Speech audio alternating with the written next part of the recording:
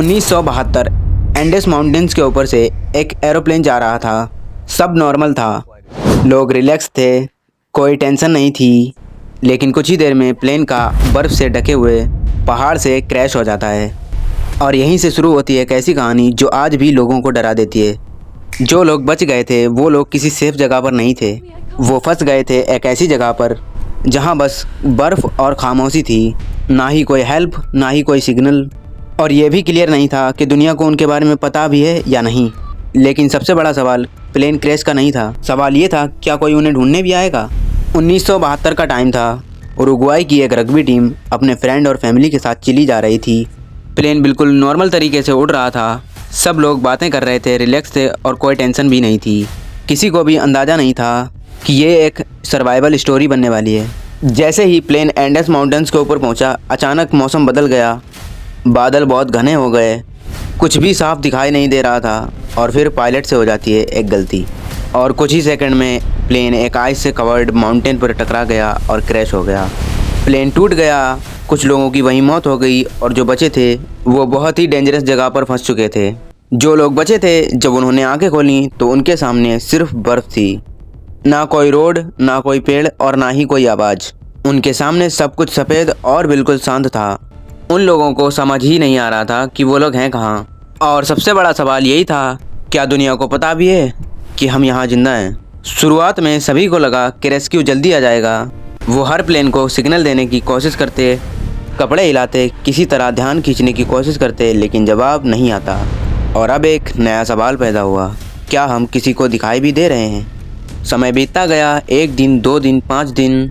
उम्मीद धीरे धीरे कम होने लगी। खाना लिमिटेड था, ठंड बहुत ज़्यादा थी और शरीर कमज़ोर होता जा रहा था। और अब एक नया डरावना सवाल सामने आया, अगर रेस्क्यू नहीं आया तो हम कितने दिन तक ज़िंदा रह पाएंगे। एंडेस माउंटेन्स कोई सामान्य जगह नहीं थी। दिन में हल्की रोशनी होती थी लेकिन गर्मी नहीं। रात में ठंड और ज़्यादा बढ़ जाती थी, तेज़ हवा चलती थी और चारों तरफ सिर्फ बर्फ़ थी। और अब सबको समझ आने लगा था कि ये सिर्फ शरीर की नहीं बल्कि दिमाग की भी लड़ाई है। दिन हफ्तों में बदल गए और अब हालात साफ हो गए। शायद दुनिया को पता ही नहीं है कि हम जिंदा भी हैं। खाना लगभग ख़त्म हो चुका था। तब लिया जाता है एक कठिन फैसला। कुछ लोग पहाड़ों से निकलकर मदद मांगने जाएंगे। कुछ सर्वाइवर्स पहाड़ों को पार करने के लिए निकल पड़े। उनके पास अच्छे जूते नहीं थे, वार्म क्लोथ्स नहीं थे और रास्ता भी क्लियर नहीं था। लेकिन रुकना मतलब मौत को बुलावा देना। हर कदम बहुत जोखिम भरा था और हर टाइम एक ही सवाल था, क्या हम सही दिशा में जा रहे हैं। चारों तरफ एक जैसा दृश्य था, सफ़ेद बर्फ़, पहाड़ और बस सन्नाटा। कई बार लगता था कि वो लोग गलत दिशा में आ गए हैं, लेकिन अब वापस लौटना पॉसिबल नहीं था। उन्हें एक रिवर दिखाई दी, एक छोटा सा संकेत लेकिन बहुत अहम था। शायद आसपास लोग हों, शायद मदद मिल जाए।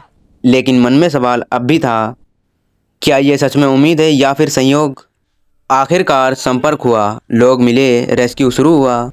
हेलीकॉप्टर आया और सर्वाइवर्स को वहां से निकाला गया। 72 दिन बिना सही खाने के, बिना कम्युनिकेशन के और इतनी कठिन कंडीशन में। इसके बावजूद कुछ लोग जिंदा बच गए।